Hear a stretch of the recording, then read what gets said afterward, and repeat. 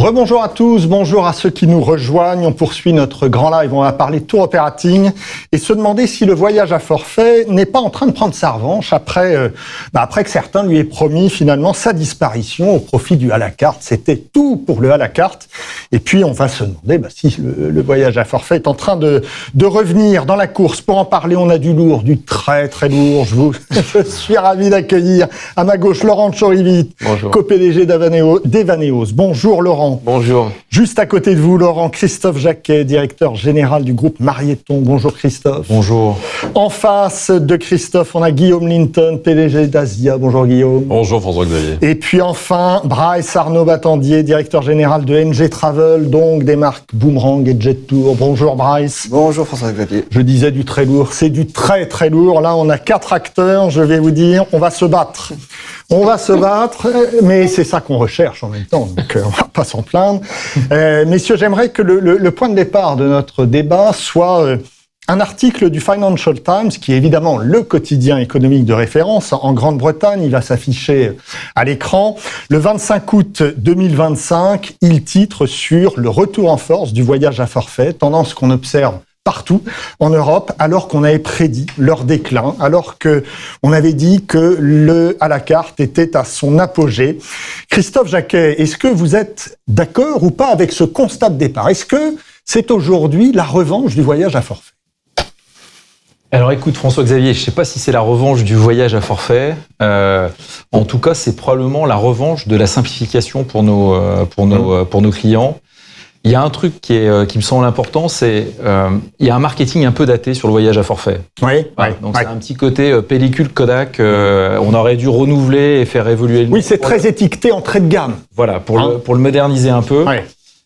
Mais dans la réalité, quand tu regardes, on est quand même dans un monde qui est particulièrement instable, dans un monde qui est complexe, qui s'est digitalisé.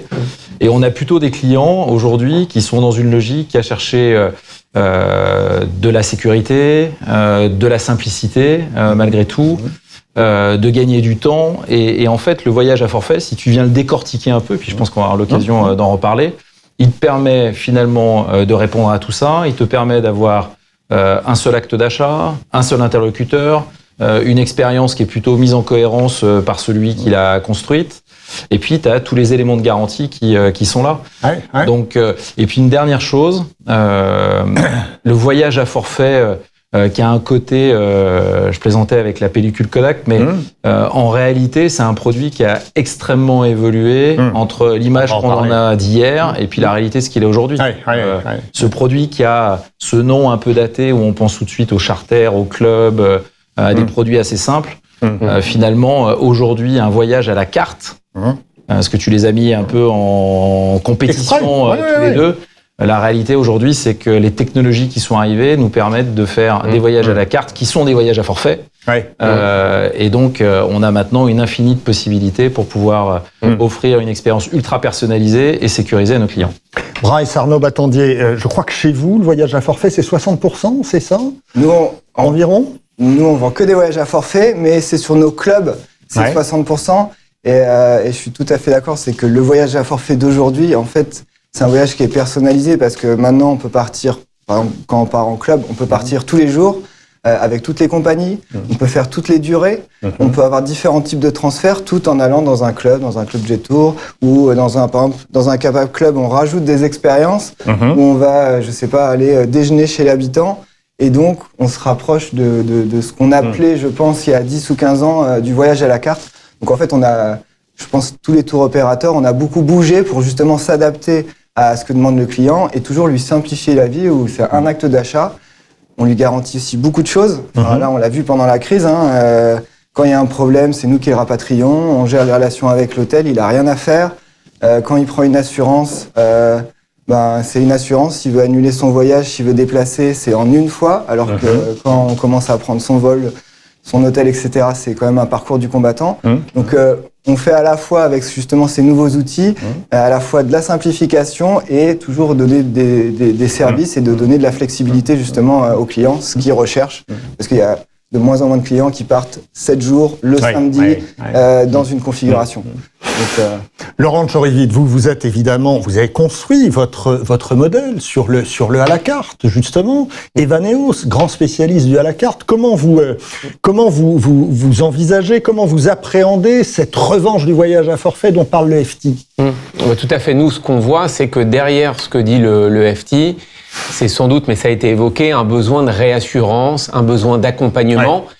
Et au-delà des garanties, je dirais, qu'offre traditionnellement le voyage à forfait, ce que recherchent les gens, c'est le bon conseil au bon moment, le conseil pertinent. Et c'est exactement nous ce qu'on essaye de faire chez Evaneos, c'est-à-dire avoir le conseil et l'accompagnement de l'agent local à destination qui prend en charge le client de A à Z, mais sans rogner du tout sur l'hyper-personnalisation et donc ce à la carte. Donc on peut très bien combiner un produit qui soit totalement personnalisé avec les garanties, l'accompagnement, le conseil sur place. En tout cas, les crises que nous sommes en train de vivre, on le voit encore depuis le 28 février, évidemment, ça favorise ce développement du voyage à forfait, ça permet d'être rassuré, ça permet d'avoir une forme de certitude économique. Je sais ce que je vais acheter à combien, voilà, j'aurai pas de mauvaise surprise sur place.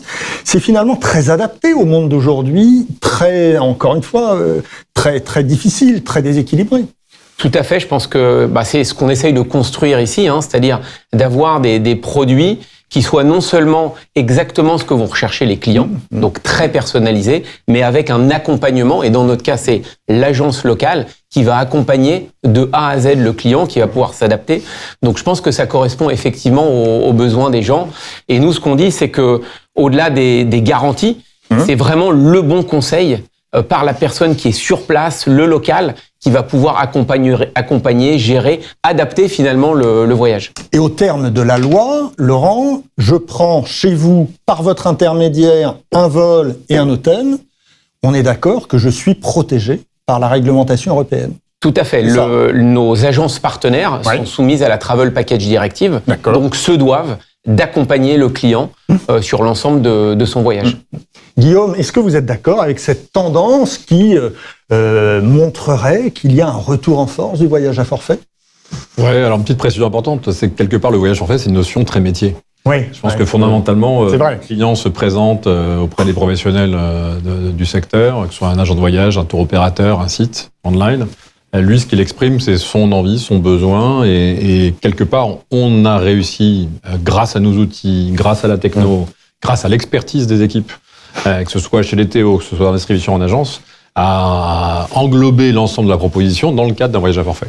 Mais ça reste de la cuisine métier. Ce que ressent le client, effectivement, c'est que lui, on réussit à personnaliser la proposition, à sophistiquer la proposition, à coller vraiment à une demande qualifiée, un besoin relativement précis, que lui considère unique, avec une réponse, même si elle est packagée, intégrant une prestation aérienne, terrestre, du transfert, donc packagée par nos soins, ce qui permet de rentrer effectivement dans le cadre juridique et d'avoir en plus cette garantie, cette assurance, cette sécurité qu'on apporte aux voyageurs, mais d'avoir effectivement cette unicité de la proposition, de l'interlocuteur, qui rend évidemment la préparation, le suivi, l'exécution et l'après-vente éventuelle bien plus fluide et qui permet d'avoir une proposition même tarifée, parce qu'adossé aussi à un stock, adossé à une négociation en amont avec nos partenaires aériens, hôteliers, réceptifs, qui garantit effectivement d'être à la fois dans cette exigence de personnalisation et de respect d'un prix et d'un cadre tarifaire attendu par le client qui soit bien plus pertinent.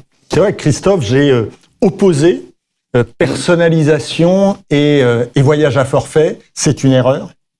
Moi, je pense que c'est une erreur. Aujourd'hui, c'est une erreur en tout cas, parce que les outils justement sont arrivés là pour nous aider à pouvoir faire du à la carte, le packager proprement, le sécuriser proprement, l'acheter rapidement. Tu prends, en fait, le mouvement qui s'est passé, il était un peu contre-intuitif parce que tout le monde pensait que le digital, entre autres, allait créer une abondance de produits, allait amener à ce que le voyageur soit de plus en plus autonome dans son achat. Et la réalité, c'est que cette abondance-là, cette surabondance-là, crée finalement tellement de fragmentation, tellement de complexité dans la lecture de l'offre entre les multiplateformes, les multi-hôtels, les conditions d'annulation qui sont d'une complexité redoutable à lire quand on est seul face à l'association de différents produits en tant que voyageur, que tu en arrives finalement à une réponse en agence qui est probablement la réponse la plus sophistiquée, la plus moderne d'aujourd'hui, qui est de réussir à bâtir ce voyage à forfait qui est ultra protégé. Par contre, et c'est intéressant que tu aies mis ce sujet sur la table parce que ça nous fait réfléchir à quelle réponse il faut apporter à cette question que tu poses. Et ça met ça remet en évidence le fait que d'un point de vue marketing, les agences ont un vrai travail à faire pour pouvoir redonner de la portance à ce que cache le voyage à forfait et remontrer la valeur qui est absolument, elle est indiscutable en fait. À partir du moment où tu comprends la valeur qu'on apporte à un client sur des aspects de sécurité en particulier, c'est-à-dire que tu as l'assistance, tu as la garantie financière, tu as tous les sujets réglementaires quant à destination qui sont quand même hyper compliqués. Bon, la somme de tout ça, c'est une valeur inestimable. C'est comme si tu faisais le choix de te dire je conduis sans assurance en me disant ce truc-là me coûte cher, mais compte tenu que dans ma vie rien ne m'est arrivé, le jour où tu écrases quelqu'un, c'est une catastrophe. Voyager, c'est exactement la même chose. Donc c'est marrant comme le Covid nous a aidés post-Covid. Il s'est passé, il y a eu un phénomène de retour ultra puissant en agence de voyage pour ça. Et puis avec le temps, des espèces de réflexes qui reviennent d'un faux confort qui est de se dire je vais faire ça de mon canapé. Et puis en même temps, chaque moment un peu... Et puis on a le 28 février. Voilà, et bien le 28 février, où tu as ceux qui sont à destination qui de nouveau se retrouvent dans des situations complexes. Et là, notre métier reprend toute sa splendeur. On a tous vu ces voyageurs bloqués à Doha, à Dubaï, qui ont payé des fortunes des hôtels pendant parfois plusieurs semaines, qui ont eu du mal à retrouver un vol. Évidemment, ça questionne. C'est vrai qu'opposer personnalisation et voyage à forfait, Laurent, c'est un très mauvais réflexe. Je sais pas si c'est un mauvais réflexe, c'est peut-être une facilité. Mais je pense que ce que ça dit là, c'est qu'il y a deux besoins fondamentaux, deux tendances fondamentales. C'est on l'a dit, c'est le besoin de personnalisation. Et deux, c'est le besoin d'accompagnement, de réassurance, de conseil, de sécurité. Et ces deux choses-là ne sont pas opposables. On peut les faire ensemble. C'est ce qu'on fait nous, c'est ce que d'autres essayent de faire. Et je pense même que l'un nourrit l'autre. C'est-à-dire qu'en étant très personnalisé, en étant pertinent sur le séjour, les étapes, réassuré par quelqu'un qui est sur place, ça fait partie de ce besoin-là de réassurance. Donc pour moi, les deux sujets sont vraiment liés et se nourrissent d'une certaine manière l'un l'autre. D'accord avec ça, Bryce? L'un nourrit l'autre? Oui, moi je suis d'accord et ce que je rajouterais, c'est que en fait, les clients, je rajouterais que les clients aussi, ils cherchent un peu de simplicité. Parce que construire un voyage, il y a plusieurs étapes, on doit choisir ses hôtels, etc. Ça prend beaucoup de temps. C'est aussi un gros investissement, je pense, émotionnel, les voyages dans une famille ou dans la vie de personne. Donc, à un moment, certains disaient on peut tout louper, mais pas ses vacances. Donc, je pense que c'est donc justement très important. Et les tours opérateurs vont rassurer le client, vont aussi lui simplifier la vie. Et quand on va mettre plusieurs milliers d'euros, de se dire je vais pas me tromper. Donc c'est aussi le rôle des agents de voyage et aussi des tours opérateurs, c'est aussi de faire ce travail. Mais c'est aussi, on se fait challenger sur la personnalisation par rapport à tout ce qui peut exister avec les nouveaux outils. Donc nos forfaits sont de plus en plus personnalisables. On se fait aussi challenger sur nos niveaux de prix parce que c'est plus facile de comparer. Et là aussi, en fait, ça nous force à être bon.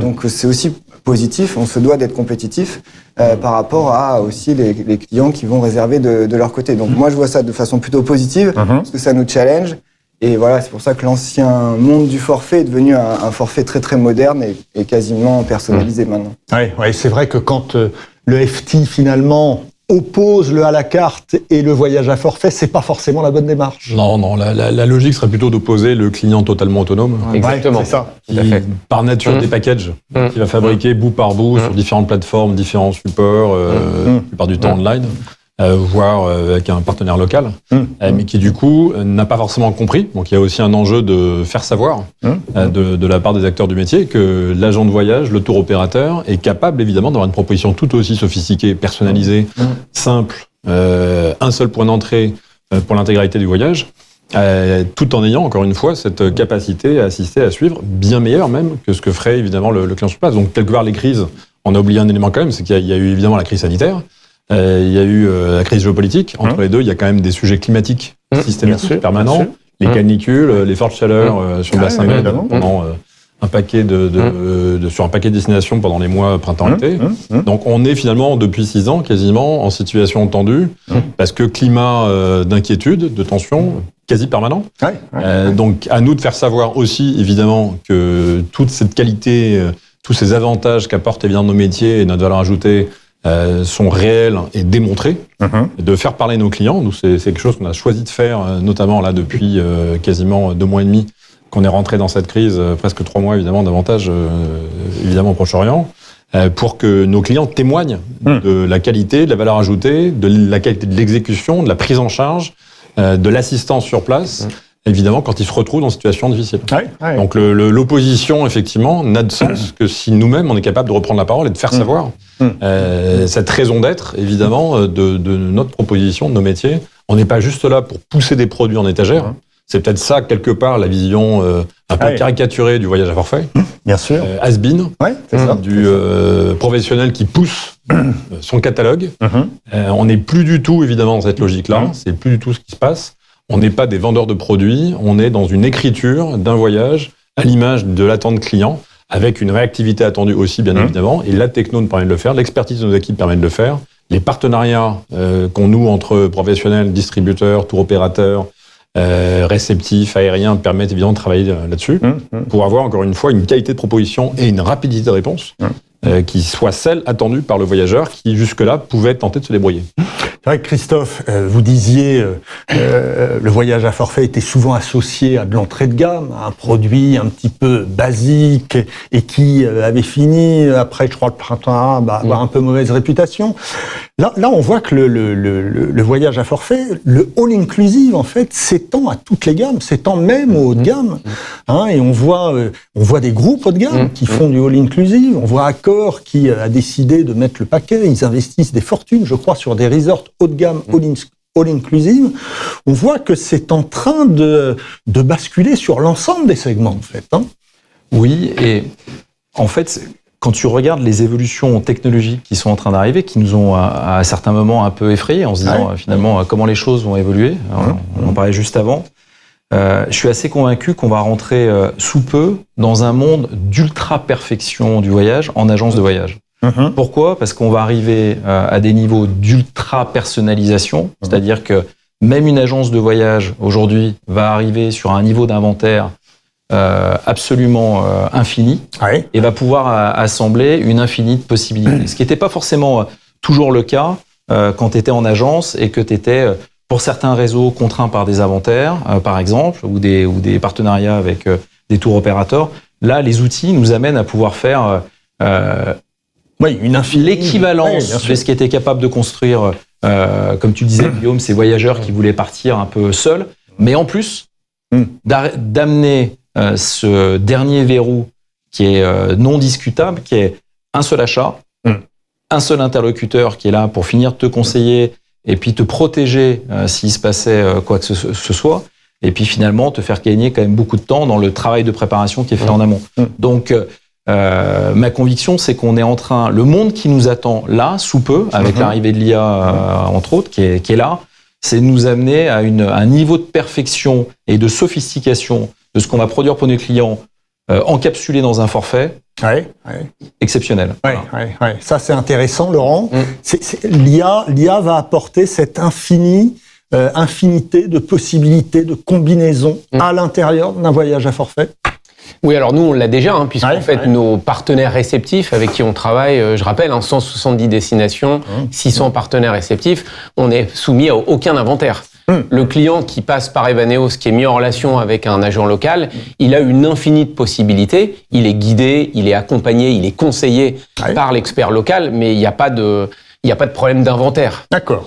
Donc, ce qui est vrai, en revanche, et ce qu'on voit déjà, c'est que les clients eux-mêmes, grâce à l'intelligence artificielle, sont beaucoup plus informés, ils formulent des briefs beaucoup plus précis, et donc, je rejoins, il y a un enjeu d'exigence sur l'exécution, mais qui est déjà présent.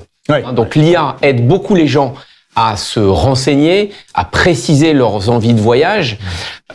Et derrière, effectivement, énorme enjeu humain, réassurance humaine, présence locale, choix, aiguillage. Et c'est cette combinaison, en fait, de la technologie, de la connaissance client et de l'accompagnement humain pour nous sur place qui fait l'avenir du voyage. Bryce, Guillaume, comment l'IA va changer votre métier tour opérateur ? Ça va le changer sur plusieurs sujets. C'est vrai que l'IA, sa grande force, c'est sa capacité à ingérer des données, beaucoup de données, et de la retranscrire de façon très propre. Et donc, ça se facilite pour les vacanciers des recherches, parce que ça leur facilite leur recherche. Donc, nous aussi, ça nous facilite aussi nos recherches en tant que professionnels. Et donc, le but, c'est d'être justement ce que vous disiez, d'être de plus en plus précis dans l'accompagnement du voyageur et du vacancier. Et c'est aussi de pouvoir être beaucoup plus réactif. Enfin, par exemple, nous, on l'utilise beaucoup pour pouvoir répondre quasiment en temps réel à des clients. Là, par exemple, on a un WhatsApp qu'on lance pour l'été. Là, on part en club et on a un WhatsApp où le client à tout moment peut poser des questions et on répond en temps réel. Et c'est un mix d'IA et d'humain. C'est sûr que sans l'humain, on aurait du mal à avoir cette même qualité de service. Donc ça nous permet au final d'augmenter la qualité de service du voyage dans sa globalité pour le vacancier, avec toujours ce mix d'humain et d'IT. Donc, voilà, l'IA nous donne des nouvelles possibilités de donner des nouveaux services qu'on n'était pas capable de faire à ce niveau de service. Guillaume, ça va changer quoi dans votre métier de tour opérateur ? Écoute, je crois que plus largement, si on est un peu dans une perspective sociétale, l'énorme bénéfice de l'IA, c'est que ça va nous libérer du temps libre.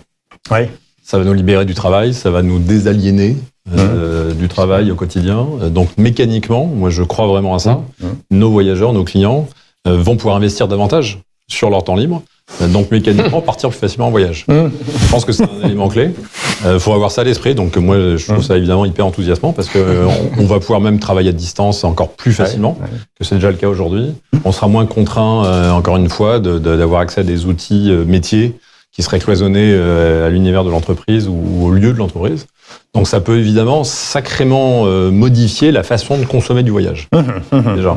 Et puis après, évidemment, dans nos métiers de tour opérateur, il y a des éléments de productivité évidents. Alors je rejoins Laurent sur la qualité du brief, et on le voit déjà depuis pas loin d'un an, sur la qualité des briefs qu'on reçoit de la part à la fois des agences et des clients en direct, puisque nous, on a la... Ah oui, vous voyez la différence aujourd'hui, très clairement. En autant de temps, un voyageur va arriver beaucoup plus informé, beaucoup plus préparé, donc c'est un fabuleux gain de temps pour nous, parce qu'il y a plus autant d'allers-retours nécessaires pour qualifier la demande.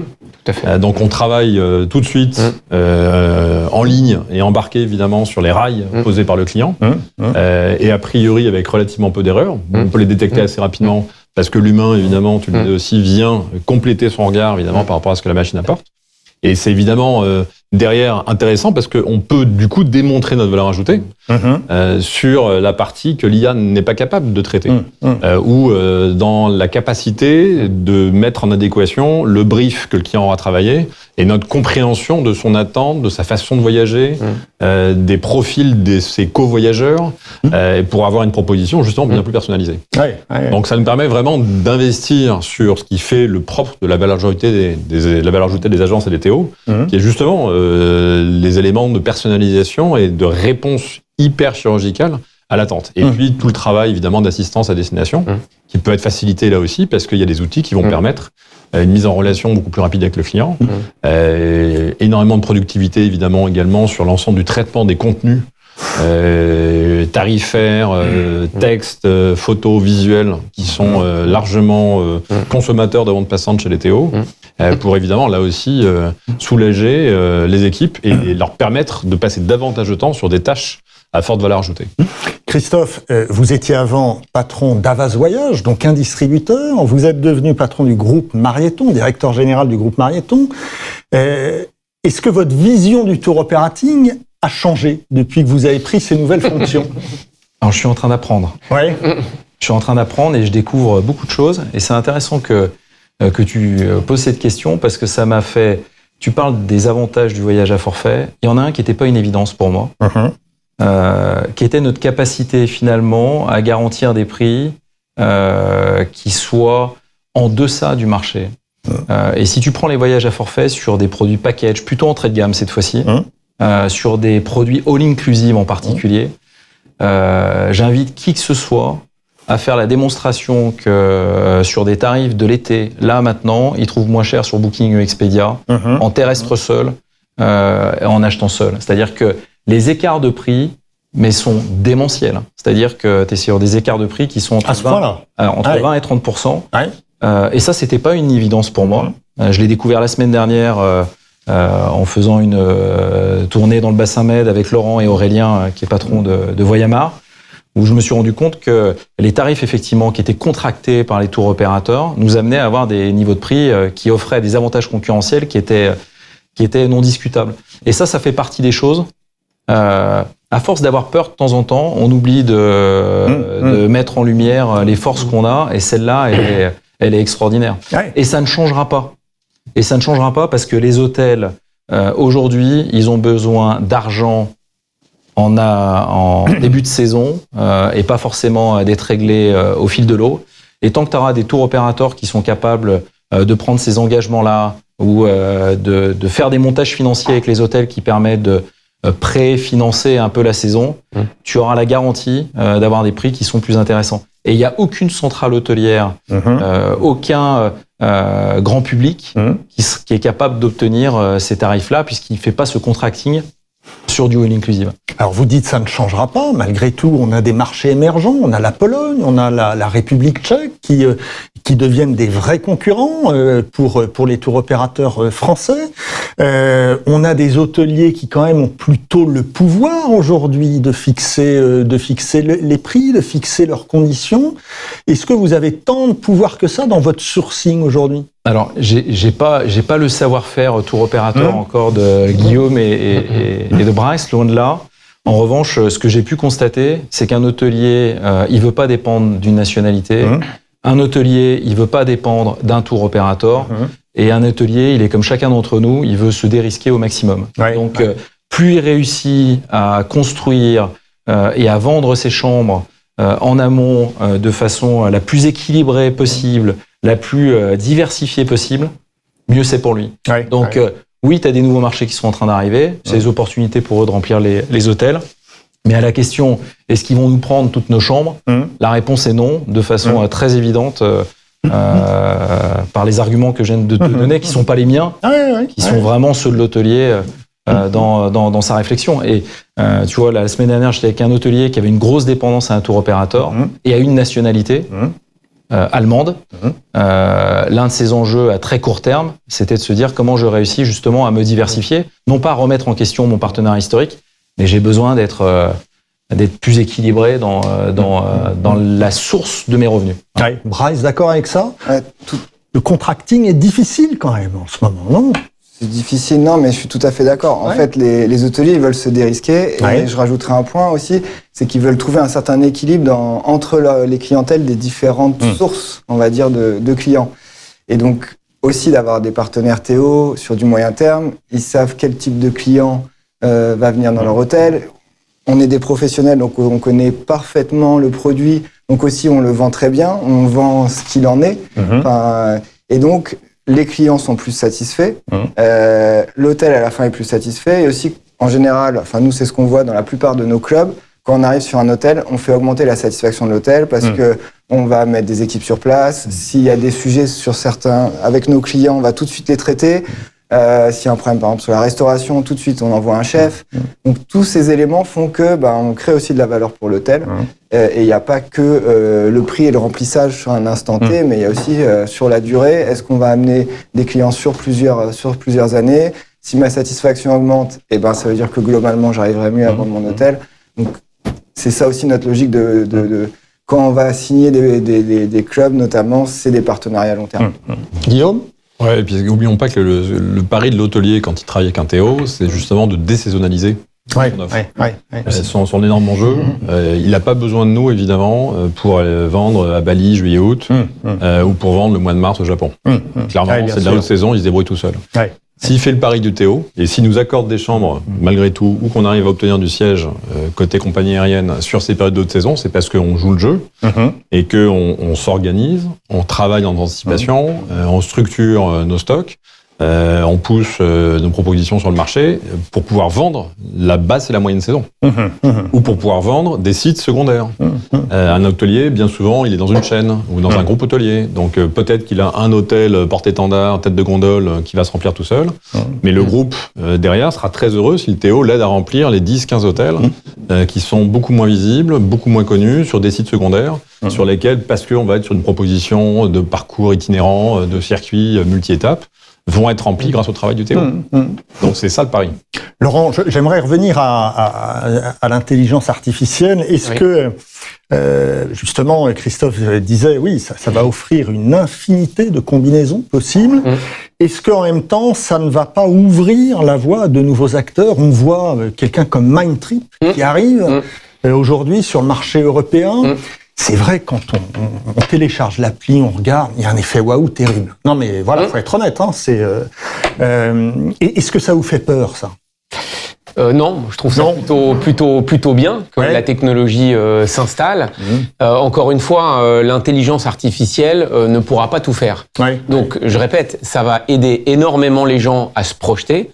Peut-être que certains voudront organiser par eux-mêmes l'intégralité de leur voyage, mais charge à nous à démontrer toute la valeur de l'intermédiaire. Alors, ça peut être une agence de voyage, ça peut être un tour opérateur. Dans notre cas, c'est le partenaire réceptif qui est sur place. Et on le voit bien dans les études qu'on a faites, autant les gens commencent à utiliser de plus en plus l'IA pour préparer leur voyage, autant quand il s'agit de réserver, de payer et vraiment d'y aller, là, on se réfugie derrière l'expertise humaine. J'insiste vraiment. Donc, les gens s'acculturent à la technologie, c'est bien. Ils précisent leurs briefs, ils précisent leurs envies de voyage. Mais encore une fois, la place de l'humain va être, à mon avis, centrale pour la suite. Et on le voit bien dans les moments de crise. On se ressente vers des professionnels. Toutes les études, pour le moment, confirment ça. À suivre, évidemment. Oui, vous en aviez fait une, je crois, récemment. Tout à fait. Qui montrait exactement ça. Oui, tout à fait. Il nous reste quelques minutes. J'aimerais bien qu'on parle de l'actualité. On a évidemment pas mal d'acteurs qui nous disent on sent un petit frémissement. En juin, depuis début juin, on sent un petit frémissement. J'aimerais avoir votre avis. Un petit frémissement. Quelle destination? Qu'est-ce qui se vend aujourd'hui? Voilà. On commence avec vous, Brice. Ça frémit depuis début juin. On retrouve des volumes en gros de l'année dernière, donc forcément ça fait plaisir. On retrouve pas mal de dernières minutes, peut-être un peu plus de moyens courriers, mais en fait on le sentait. C'est ce qu'on entendait par les agences et les clients, c'est que on sentait un attentisme. On le voyait aussi sur Internet qu'il y avait beaucoup de recherches et ils attendaient. Là, on a la sensation que ça va booker. Ça commence à booker, donc on espère qu'il y a un bon réservoir d'attention. Ça se joue en ce moment. En tout cas, ce qui est sûr, c'est que on en parlait juste avant. Nous, on a gardé nos stocks pour juillet-août. On est convaincus que les clients ils vont booker parce qu'ils veulent partir en vacances. Ça c'est intéressant. Vous avez gardé tous vos stocks? On a la plupart des stocks. La plupart du stock. Ça c'est intéressant. Guillaume, alors sur le long courrier, c'est plus compliqué aujourd'hui. Sur le long courrier, sur l'Asie, c'est plus compliqué. Globalement, c'est sûr. Je te le confirme. Pour autant, c'est pas encore visible sur les ventes. Par contre, on regardait encore ce matin le nombre de devis qu'on a pu recevoir sur les 10 premiers jours de juin versus le mois de mai, en découpant par semaine. Et il y a quasiment 22-23% de nombre de devis en plus sur ces derniers jours. C'est quand même positif. Versus les dernières semaines de mai. Donc on se dit qu'il y a quand même déjà une première tendance. Et sur les premières confirmations, les délais de confirmation sont un peu plus courts que ceux qu'on a pu observer sur le mois de mai. Donc il y a des petits signaux faibles. C'est peut-être encore un peu tôt pour un Théo qui est spécialisé sur long courrier Asie-Pacifique. Pour autant, il y a quand même des éléments. Et un élément quand même complémentaire majeur, c'est que nos voyageurs sur nos axes ont été très frustrés au mois de mars et au mois d'avril sur des départs en circuit, bien souvent, vers le Japon, vers la Thaïlande, qui pour nous étaient deux destinations très dépendantes des compagnies du Golfe. Le Japon avec Emirates, la Thaïlande avec Qatar. Donc mécaniquement, il y a eu énormément de clients frustrés de ne pas pouvoir voyager sur ces destinations-là, sur en plus une très bonne saison climatique. Et donc déjà, il y a une pression de la part du marché qui nous demande d'ouvrir les stocks plus en avance que d'habitude pour pouvoir s'engager sur 2027. Donc ça, c'est intéressant. On a fait un gros travail pour pouvoir obtenir à la fois des compagnies, notamment des compagnies du Golfe, parce que de la même façon que tu as gardé tes stocks juillet-août, Moi, j'ai gardé mes stocks sur Qatar et sur Emirates. Je suis resté très attaché à 2 partenaires qui sont vraiment des partenaires clés et historiques chez Asia. Et j'en suis très heureux parce que c'est ceux qui pratiquent aujourd'hui les meilleurs tarifs. Alors peut-être pas sur la très haute saison, mais sur l'intersaison, ce qu'on appelle la shoulder season, pour les départs de l'automne. Alors autant juillet-août, pour le coup, on va avoir du mal à trouver du stock local terrestre, notamment sur du Bali, sur de la Thaïlande, sur du Japon, ça peut être compliqué parce qu'on est dans la très haute saison. Mais septembre-octobre peut encore se rattraper parce que la tarification aérienne sur Emirates et Qatar en tête est excellente, voire Etihad. On a des très bons tarifs des compagnies du Golfe qui évidemment sont restés très mesurés dans la non-répercussion des hausses carburants et pratiquent même du tarif dumpé. Ça permet d'avoir une belle visibilité. Et avec l'ouverture des ventes, avec 1 mois d'anticipation pour l'année dernière, pour les départs du printemps 27, on va, je l'espère, réussir à engager dès maintenant une bonne partie, là aussi, de réservations pour des destinations du printemps, type Japon, Thaïlande, Vietnam, Australie peut-être même, qui sont des destinations qu'on anticipe. Sur le long courrier, je rajouterais, nous quand même, on voit des ventes de dernière minute. Après, on est très focus aussi un peu sur Zanzibar, parce que c'est une nouveauté, on ouvre un hôtel, c'est nous qui l'avons construit et qu'on est. Et la Tanzanie revient bien, après. Et donc là, c'est un carton, là, le club Jet Tour. Tanzanie revient bien. Il y a du long courrier, alors l'Asie, ça prend peut-être un peu plus de temps. Mais il y a certains longs courriers qui... Christophe, Laurent Abitbol disait bon, on n'est plus en baisse. On n'est plus en baisse, donc c'est quand même positif. Il y a quelque chose qui est en train de se passer. Oui ou non? Oui, et je vois au premier appel du matin qui est un peu plus soulagé de la part de Laurent, parce que je te garantis que les 3 mois qui viennent de passer, ils étaient compliqués. J'imagine. Et l'humeur était pas au rendez-vous. Écrasante, on peut le dire. Écrasante. Donc oui, enfin tout a été dit. Des frémissements, pas de boule de cristal, parce que quand t'écoutes toutes les études qui sont ressorties, il y en a 2 totalement contradictoires. Il y en a une qui dit tout le monde est parti en France, et une deuxième qui dit les gens n'ont pas booké. Donc je sais pas où se situe la vérité aujourd'hui. Je croise les doigts pour qu'on fasse un mois de juin. Et plus on se rapproche de l'échéance, mieux ça sera du départ. Tu as la question de qu'est-ce qu'on book, c'est beaucoup de bassins méditerranéens. Alors nous, pour le coup, là, on est vraiment sur du moyen courrier, plutôt de l'été. Bon, et on aimerait bien que les longs courriers redémarrent, là, dès maintenant. Mais puisque c'est assez brutal, finalement, cette reprise, quasiment en une semaine, bon, on sait que le long courrier prend un peu plus de temps à se convertir qu'un moyen courrier sur l'été. Donc, on va voir ce qui se passe. Et je reviens sur le dernier point, sur ce qu'on observe aussi. Tu sais, on a lancé un outil qui s'appelle Travel Explorer qui permet justement de faire cet affini de possibilités. Faire du à la carte. Et du faire du à la carte. Bon, et ce produit-là repart plus vite que le reste. Donc c'est intéressant. Donc ça vient aussi dans le sens de ce qu'on vient de partager à l'instant, qui est la force l'évolution du voyage à forfait vers quelque chose de plus sophistiqué. Oui, tout à fait. Laurent, est-ce que vous sentez un frémissement depuis les premiers jours de juin? Petit frémissement, mais frémissement. Quand même, bien sûr. Non, nous, on a la chance de vendre 170 destinations. Donc, ce qui marche plutôt bien, c'est l'Ouest, globalement.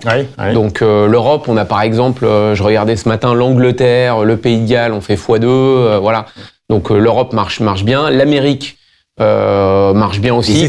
États-Unis, Canada. Alors, ça marche un peu mieux. Oui, parce que depuis un an... C'est moins pire qu'avant. C'est moins pire qu'avant, exactement. Et puis Amérique centrale, Amérique du Sud. Je pense qu'il faut quand même être très prudent. On voit que la situation au Moyen-Orient, elle évolue tous les jours. Il y a eu à nouveau des frappes hier. Donc, je pense qu'il faut rester très prudent, confiant sur le long terme. Bien évidemment, il y aura une reprise. Est-ce qu'elle est maintenant? C'est peut-être un peu tôt pour le dire. Une dernière chose, on avait Laurent Abitbol qui disait ne lancez pas de guerre des prix, surtout pas de guerre des prix. Je n'en veux pas. Voilà. Et puis on avait Christophe Fuss qui nous disait bah oui, mais l'été va se faire par les prix.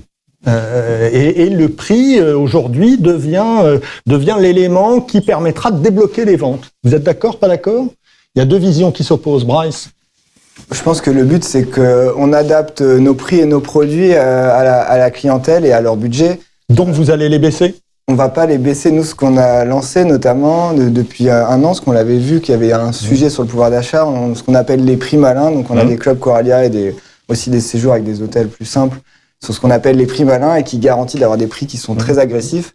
mais on n'a pas cassé les prix sur notre hôtel 5 étoiles, on le vend à moins 80%. Le but, par contre, c'est d'être au bon prix, et ça, c'est de l'être toute l'année. C'est parce que les clients, ils comparent. On en parlait tout à l'heure, on a des très très bons prix en termes de contracting par rapport à du booking, et donc on se doit d'être compétitif sur notre séjour par rapport au client qui va y aller tout seul. Donc il faut juste être compétitif, mais nous on va pas casser les prix. Mais il y a de la promo. Oui, il y a toujours de la promo, mais on se doit d'être tout le temps au bon prix, quoi. Ouais. Guillaume ? Sur le long courrier, il y a une règle d'or, c'est plus on anticipe et meilleur sera le tarif. Parce qu'il ne faut pas oublier une chose, c'est que notamment les destinations asiatiques n'attendent pas les Européens pour remplir les hôtels. Oui, clairement. Donc aujourd'hui, sur le terrestre, les prix, plus on va attendre tardivement, plus ça va monter mécaniquement. Parce que la loi de l'offre et de la demande fait qu'évidemment, il y aura une pression évidemment sur l'hôtellerie.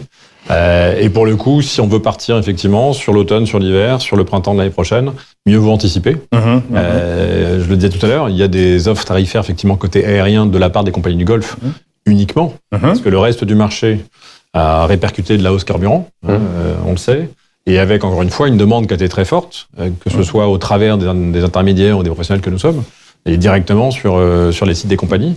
Donc les avions partent sur l'été plutôt bien remplis, voire très bien remplis. Et déjà, sur septembre-octobre, les niveaux de remplissage sont très élevés. Donc le marché ne nous attend pas. Oui. Christophe, on a quand même un problème de pouvoir d'achat aujourd'hui, très clairement. Le prix peut être un déclencheur, justement, de la vente. Une réduction, une promo, ça peut déclencher une vente. C'est pour ça qu'on a des gammes de produits qui sont différentes. Un produit qui est bradé, c'est un mauvais produit. C'est plutôt ça, la vision que je peux avoir moi en tant que distributeur, cette fois-ci, quand je reprends ma casquette. Sinon, il aurait été vendu quand il devait être vendu. Et je suis incroyablement d'accord avec ce que tu dis, Guillaume, en disant c'est un sujet d'anticipation. Et c'est là probablement où on n'est pas très bon dans la distribution, c'est que le sujet des early bookings, qui doit être un moment très fort, décembre, janvier, sur des périodes de réservation pour l'été, où les prix sont très en dessous pour les hôteliers qui veulent pré-remplir, et très en dessous pour les compagnies aériennes qui veulent aussi pré-remplir. On rate complètement. En France, j'ai le sentiment qu'on rate un peu cette fenêtre-là. Donc, non, contre la baisse des prix, c'est un truc qui détruit de la valeur de façon épouvantable. Donc, ça a un impact pour le Théo, mais c'est un impact pour la distribution qui n'a rien demandé. Et déjà qu'on est sur des marges qui sont tendues, on est plutôt dans une industrie qui a besoin de créer de la valeur pour pouvoir investir, que détruire de la valeur au risque de se retrouver avec plus rien et plus pouvoir investir. On est dans un monde où la compétition, elle est hyper intense. Et si on veut continuer de se transformer, de continuer à évoluer, c'est certainement pas en cassant les prix sur des fenêtres de ce type-là. Donc la réponse est non. Et je le redis, un produit bradé, c'est que c'est un mauvais produit. Donc je déconseille ce produit-là. Laurent ? Je pense que l'enjeu, c'est le rapport qualité-prix. Donc c'est ça, clairement, l'enjeu. C'est valable cet été, mais c'est valable de manière permanente. Et le deuxième élément, mais qui rejoint le sujet de la table ronde, c'est de valoriser tout le service du professionnel. Alors dans notre cas, ça va être le réceptif partenaire qui est là pour accompagner. Les gens, ils ont d'abord besoin de réassurance et de savoir qu'ils ont payé le bon prix pour le bon produit. C'est ce qu'on essaye de faire. Et c'est sur ces mots que nous allons conclure. Un grand merci à vous quatre, messieurs, c'était passionnant. Comme d'habitude, je l'avais prévu que vous alliez passionner notre auditoire. Je m'excuse auprès d'Olivier, on n'a pas le temps de répondre à sa question, mais ne vous inquiétez pas, on la prend en note et on demandera à quelqu'un d'y répondre. Pas d'inquiétude. On se retrouve dans quelques minutes pour parler de la montée en gamme. Est-ce l'avenir du tourisme, la montée en gamme? Restez avec nous. À tout de suite.